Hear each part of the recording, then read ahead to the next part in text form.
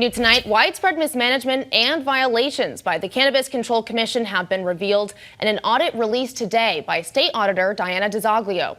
The report points to apparent issues between 2022 and 24, which the audit says shows the commission didn't have enough oversight on the state's cannabis industry market, citing financial misstatements and reporting inaccuracies, among a number of other complaints. The report closed with a statement from the state auditor. She says, "We encourage the Cannabis Control Commission to adopt our office's recommendations for improvement, and we'll be revisiting the commission's progress in roughly 6 months as part of our post-audit review." Now, if you're interested in hearing further details of the audit, you can find a link to the state's full report on our website, westernmassnews.com.